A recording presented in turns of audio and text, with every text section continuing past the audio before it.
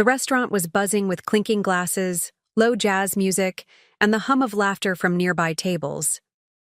I sat there in my emerald dress, heart pounding as my husband, Ethan Carter, reached across the table, his hand brushing mine. His smile was easy, confident, the kind of smile that made the world pause. "Happy anniversary, Claire," he said softly, lifting his champagne glass. I smiled back, warmth filling me, but before I could speak, he added something that froze. "Me? Did you like the jewelry I sent?" My breath hitched. For a moment, I thought I had misheard him. I blinked, scanning the table as if the gift would magically appear between the plates and candles. "Jewelry?" My voice cracked slightly. "What jewelry?" The smile vanished from his face, instantly replaced by something colder, sharper. Ethan turned his head slowly, his gaze locking on my family at the next table. My parents, my sister, and her smug husband, who had insisted on surprising us by crashing our anniversary dinner. My mom's fork clattered against her plate. My dad stiffened, his eyes darting away, but it was my sister Nicole who leaned back in her chair with that infuriating smirk she always wore when she thought she'd outplayed me. Ethan's tone dropped, dangerous and controlled. "Where is it?" Silence wrapped around the table like a noose. I swallowed hard, heat rising to my cheeks as my pulse thundered in my ears. My family knew something I didn't. That much was clear. Nicole crossed her legs slowly, twirling the yob stem of her wine glass. "Maybe it got lost in the mail," she said with mock sympathy, her voice dripping with sarcasm. "Things happen, right?" Ethan didn't even look at her. His eyes were still on my parents. My father cleared his throat, forcing a laugh that sounded brittle. "Ethan, son, you must be mistaken. Surely it was delivered somewhere else." "No." Ethan's voice cut through the air like a blade. "I had it sent here, directly. A diamond necklace worth more than the car you drove tonight." He leaned forward, his jaw tight, his hand clenching the edge of the table. "And I want to know why my wife is sitting here empty-handed." Felt sick, my stomach twisting into knots. My family had done questionable things before, greedy, selfish choices that always left me humiliated. But this? This was different. Nicole tilted her chin. "Maybe you shouldn't waste that kind of money on someone who doesn't even appreciate it." She cast me a cruel glance. "Claire's never been good at handling nice things." My chest tightened. That wasn't just a jab, it was an admission. She knew where the necklace went. "Nicole," I said, my voice trembling but sharp. "Did you take it?" Her smirk widened, but she didn't answer. Instead, she raised her glass, as if to toast her own audacity.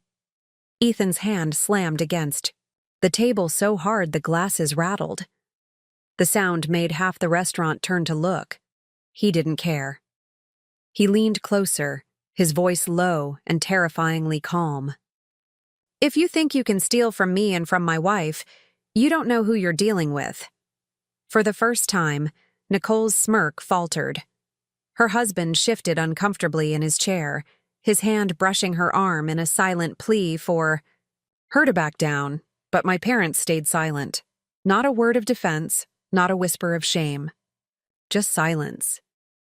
And that silence broke something in me. I realized in that moment that I wasn't just a daughter or a sister. They had always seen me as their scapegoat, the one they could use, diminish, or betray without consequence.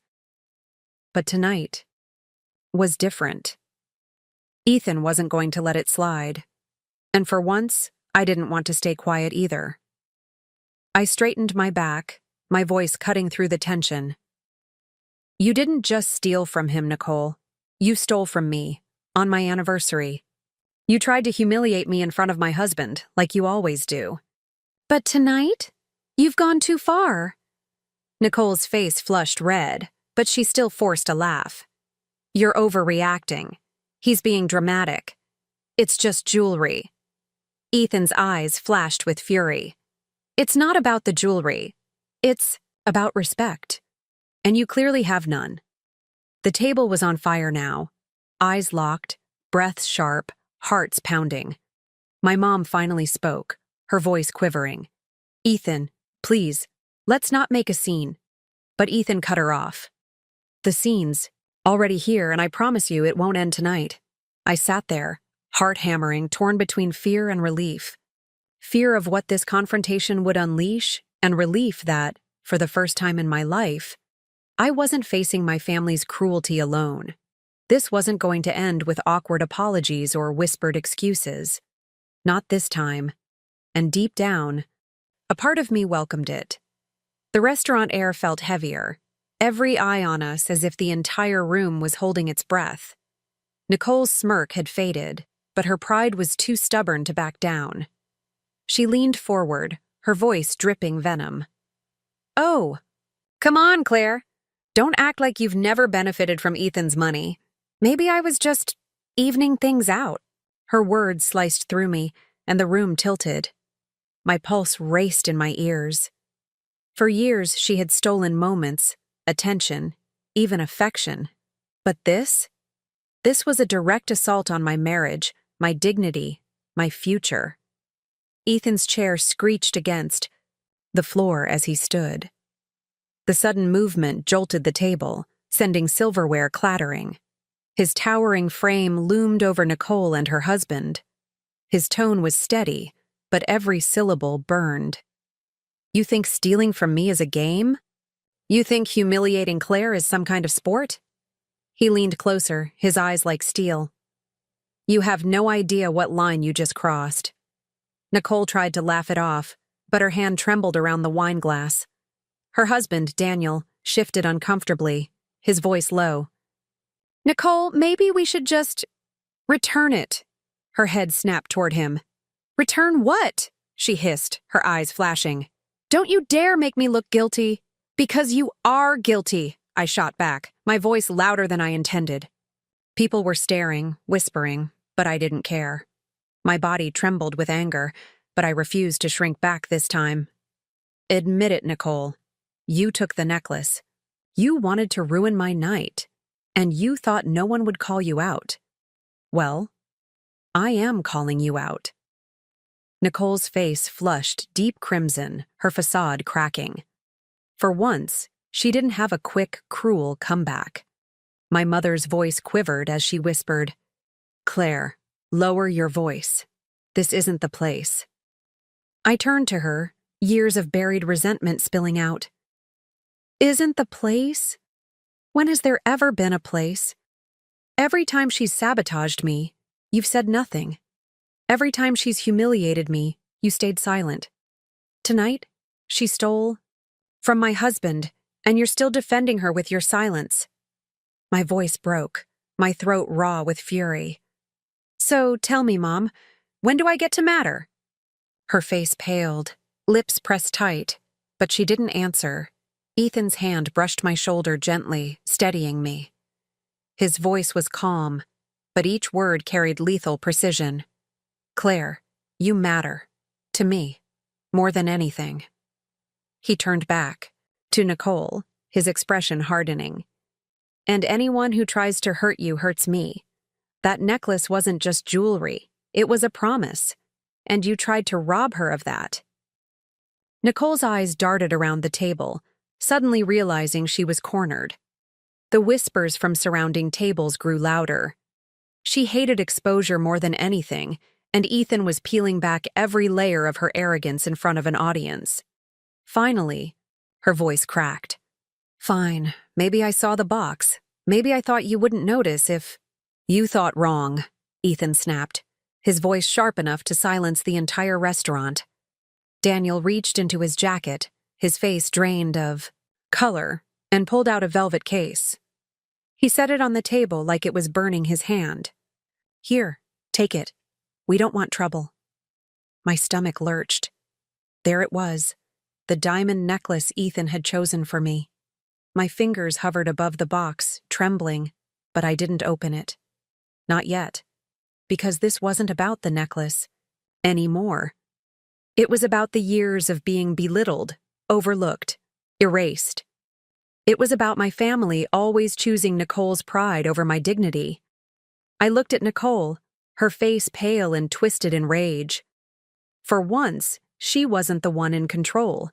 You tried to take this from me, I said softly, my hand resting on the box. But you can't take what really matters. You can't take my marriage. You can't take the respect I've earned. And after tonight, you won't take another ounce of my silence.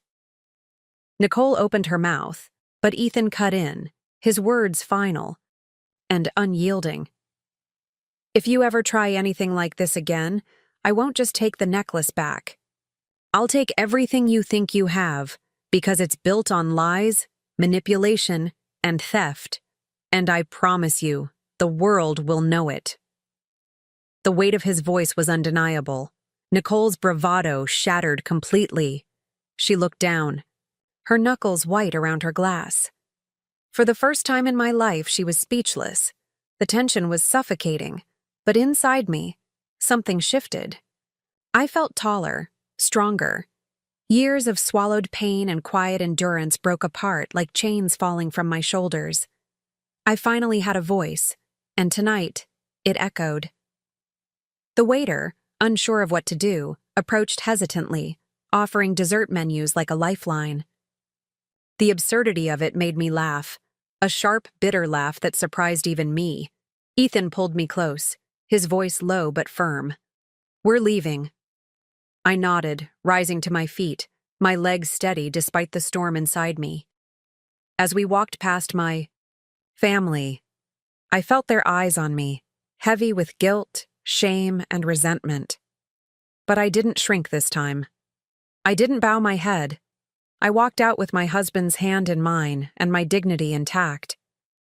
But as the restaurant doors closed behind us, one truth settled in my chest like fire. This wasn't over. Not by a long shot. The cool night air hit my face as we stepped out of the restaurant, but it didn't calm the storm inside me. Ethan's grip on my hand was firm, grounding me, but my thoughts were spinning like a hurricane. My family's betrayal wasn't just about a necklace. It was years of patterns exploding all at once, and now the cracks couldn't be ignored.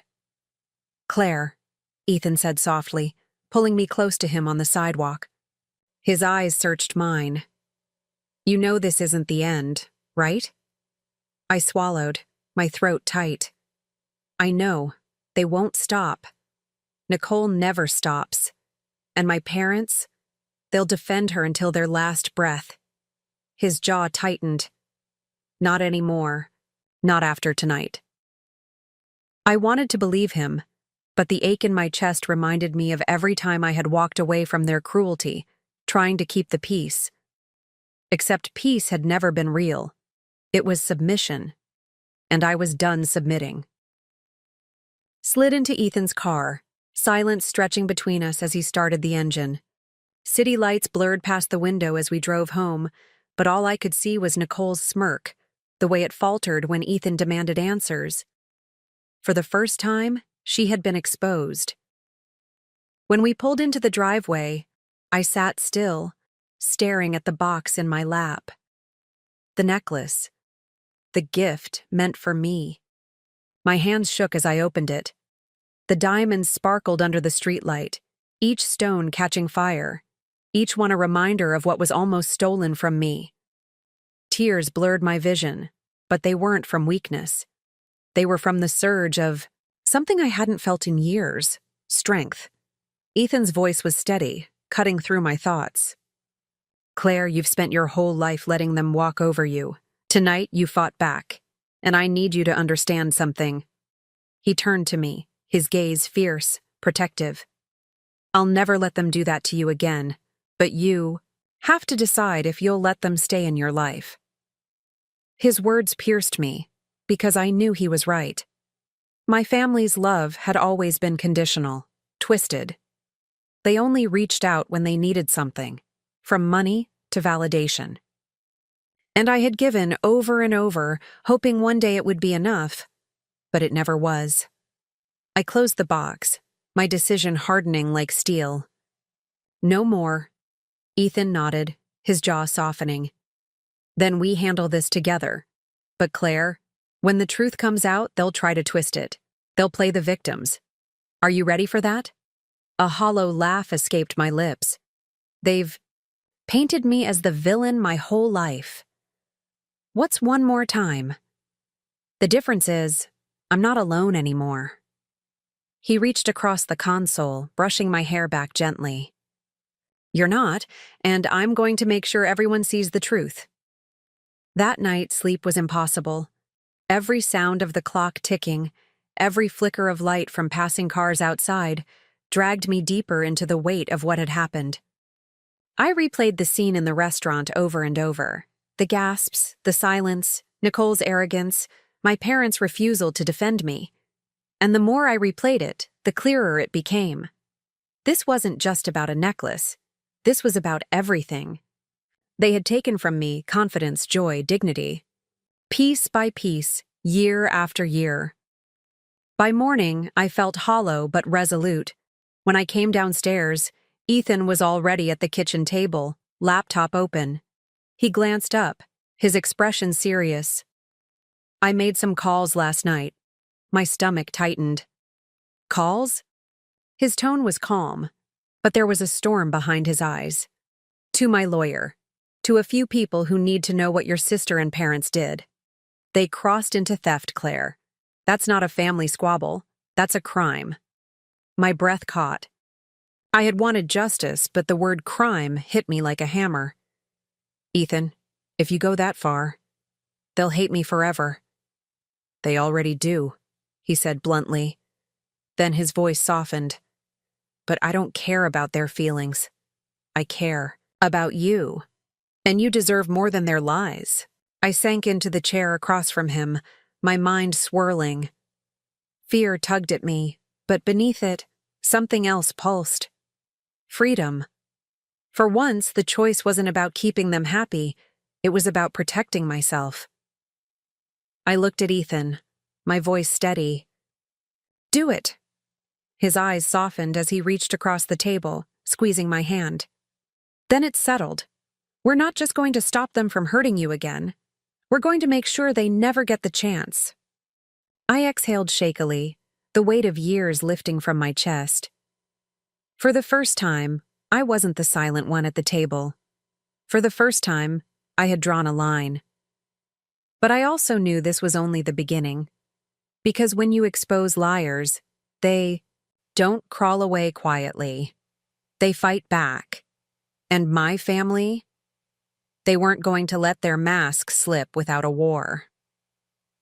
The morning after Ethan made those calls, my phone exploded with messages. Dozens of missed calls from my mom, angry voicemails from my dad, and frantic texts from Nicole, all saying the same thing. How could you do this to us? I stared at the screen, almost laughing at the irony. How could I do this to them? They stole from me, humiliated me, and now they were the victims. Ethan, already dressed in his crisp suit, glanced at me. They'll try to flip the story. Don't answer. Don't give them the chance to twist your words. He was right. So I didn't. By afternoon, the consequences started to land. Nicole's husband called Ethan, voice shaky, begging to settle things quietly. Ethan put the call on speaker, his tone firm but calm. Daniel, your wife stole a diamond necklace meant for Claire. Your family helped cover it. That isn't quiet. That's theft, and people are going to know. Daniel stammered, then hung up. By evening, it wasn't whispers anymore. It was exposure. Ethan's lawyer had contacted the right people, and word spread quickly. Nicole's smug image cracked under the weight of truth. Her friends, the ones who adored her glamorous facade, suddenly vanished. My parents, desperate to protect her, called me again, their voices trembling with rage. "You're tearing this family apart," my mom screamed into the voicemail. "No," I whispered, listening to the message. "You tore it apart the moment you chose her lies over my dignity." That night, Ethan and I attended a charity gala he had committed to weeks earlier. I wanted to hide, but he insisted we go. "This is your night, Claire, not theirs. You walk in with your head high. So I did. The ballroom glowed with chandeliers, cameras flashing as we entered. I wore the necklace, the one Nicole tried to take as it sparkled against my collarbone. For once, it wasn't just jewelry. It was proof I wasn't invisible anymore. As the night carried on, whispers followed me. Not cruel this time, but admiring. People weren't talking about my family's lies. They were talking about my strength, about the woman who had faced betrayal and still stood tall. Then, just as dessert was being served, they showed up. My parents, Nicole and Daniel. They hadn't been invited, but entitlement had always been their language. Nicole's eyes darted to the necklace, and her face twisted. "That's mine!" she spat, loud enough for heads to turn. The room fell silent. Cameras lifted, Ethan's arm slipped protectively around my waist. "Say that again," he challenged, his voice carrying like thunder. Nicole faltered, but her pride pushed forward. "She doesn't deserve it. I should have had it. I always should have—" "Enough." My voice cut through hers, clear and strong. My hands didn't shake. My eyes didn't waver. "You stole from me, Nicole. You humiliated me. And for years, you've tried to convince me I'm less than you. But look around." I gestured to the crowd, to the people watching her unravel. "All your lies couldn't buy you respect. All your cruelty couldn't break me. Tonight, you've exposed yourself." Her face burned red. My parents tried to intervene, but it was too late. The cameras had caught everything. Ethan's voice sealed it, cold and final. "Walk away now, because after tonight the world will know who you really are." Nicole's lip trembled. For once, she had no comeback. She turned on her heel, dragging Daniel and my parents with her, their heads bowed in humiliation. The room erupted in murmurs, but I stood tall, my hand gripping Ethan's. For the first time, I wasn't the silent one hiding in the corner. I wasn't the family's scapegoat. I was free. As the orchestra played and the night resumed, Ethan leaned down, whispering in my ear, "Happy anniversary, Claire. This is just the beginning." I smiled through tears, the necklace warm against my skin. My family had tried to strip me of everything, but instead, they gave me something greater. My voice, my dignity, and the strength to never bow again, and this time, I would never let it go. Cancel it. Every last thing. My father's voice cut through the banquet hall like a blade, his tone dripping with disdain. The room fell into stunned silence. Decorators froze mid-step, waiters stopped placing silverware, and even the florist clutched her bouquet tighter. I stood at the edge of the room, clutching my veil in trembling fingers as his words sank into my chest like poison. Before we begin, drop a comment and tell us where are you from and from which city you're watching our videos? And after watching the whole video, don't forget to tell us, what would you do in this situation? Be honest. Tell me in the comments below. We read every comment. Let's begin. My mother's heels clicked against the marble floor as she marched. Toward me, her lips curled into a cruel smirk. "Do you think anyone would waste a dime on you?" She sneered, lowering her voice so only I could hear. "You're not beautiful enough, not polished enough. No man would spend a penny to marry. You, Emily." Heat burned behind my eyes, but I forced myself to swallow the lump in my throat. Every decorator, every caterer, every stranger standing in that half-prepared hall stared at me, waiting for my reaction, waiting to see me break. But instead, I inhaled slowly, tightened my grip on my veil, and said one thing, quietly, but sharp enough to cut through the silence. "We'll see."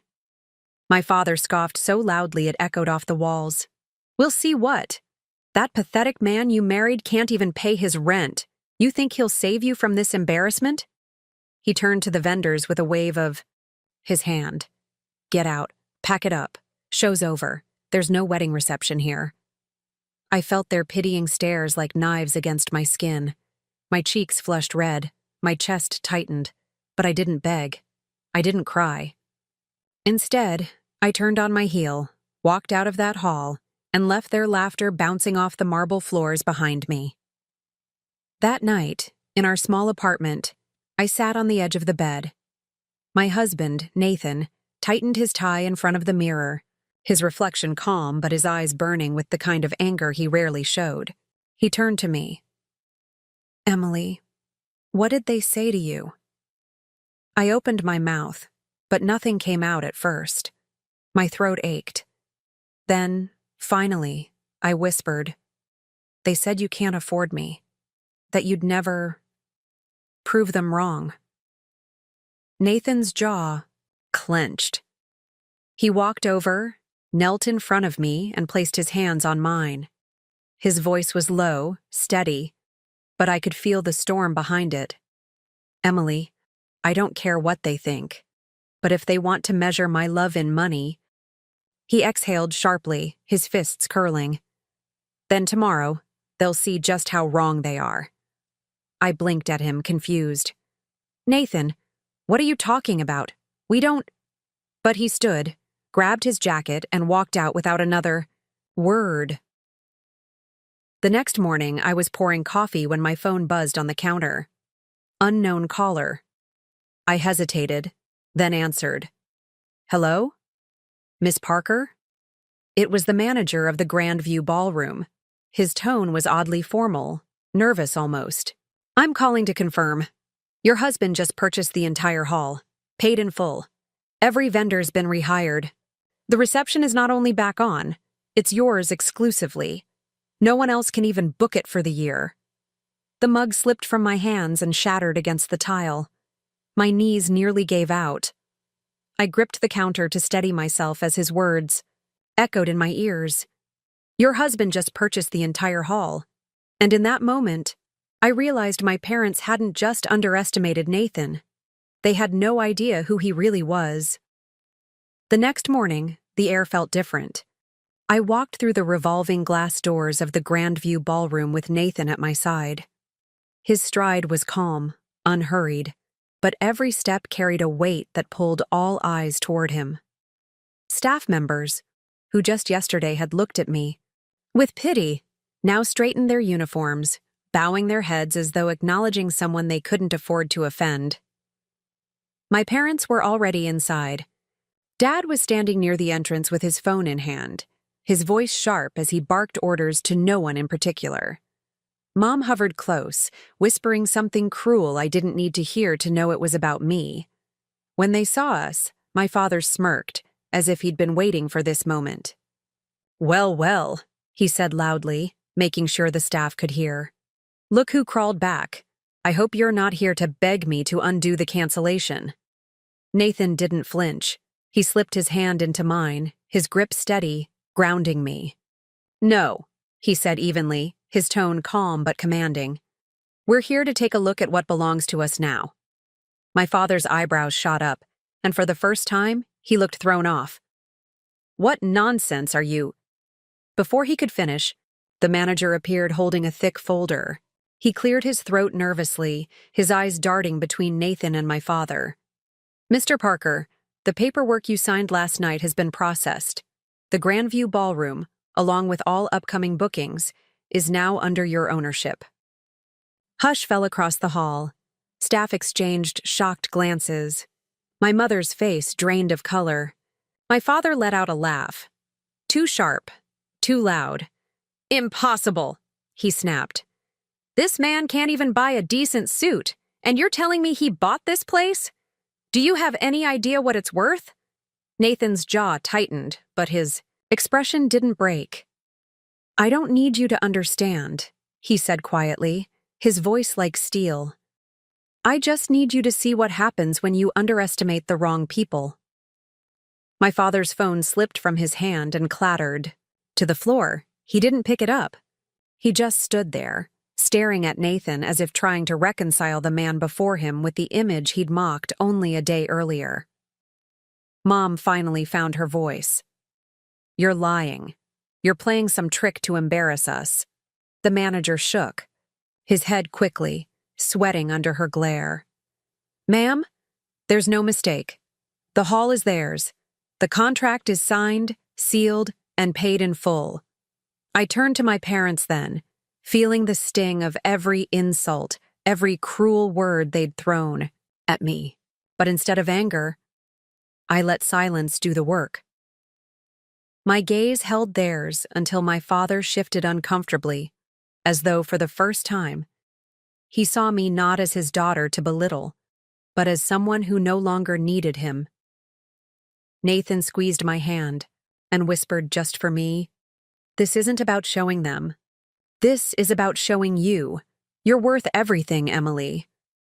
Something inside me cracked then, not with pain, but with release.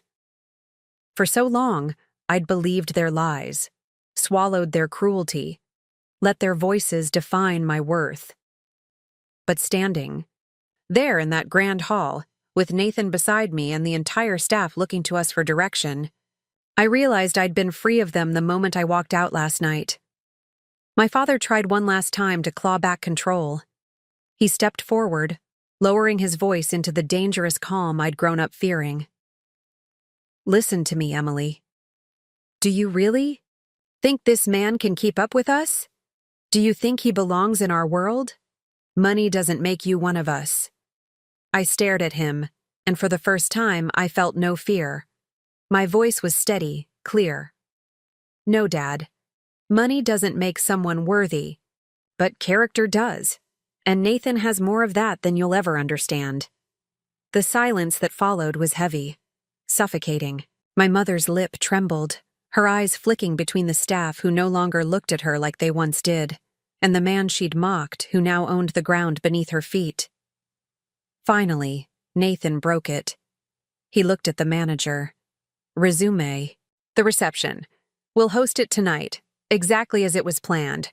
But this time..." He glanced at my parents, his gaze sharp as glass. "Make sure the guest list is different."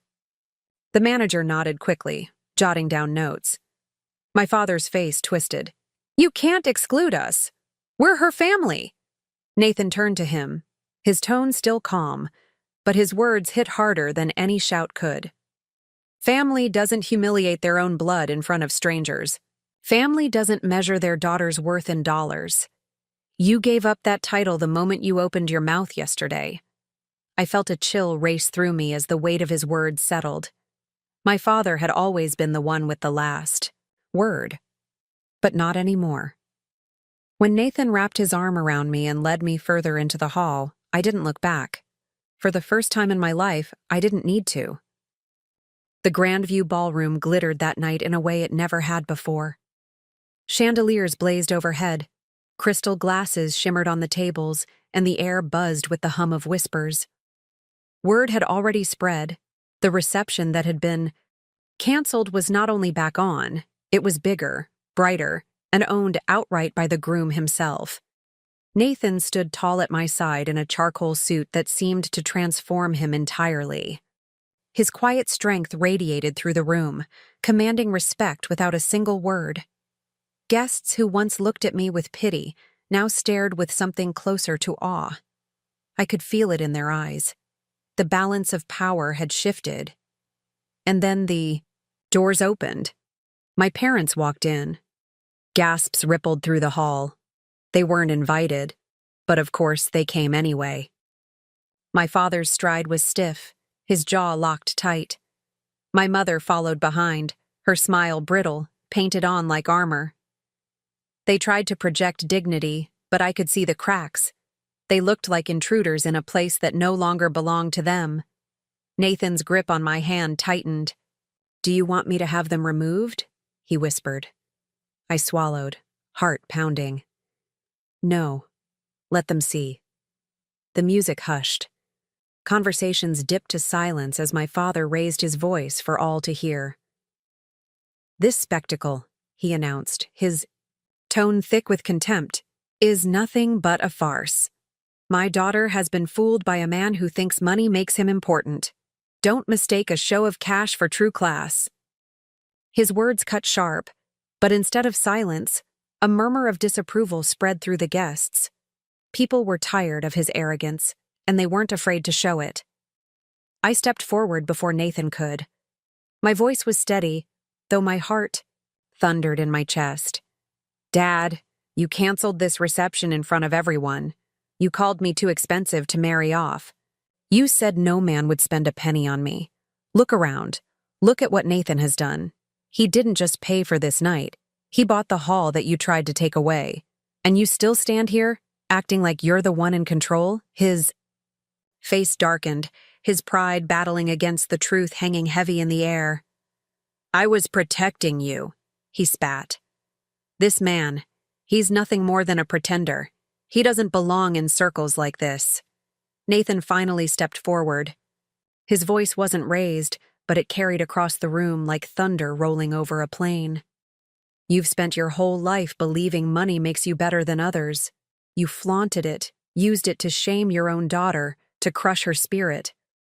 But let me tell you something." He paused, letting the silence hang.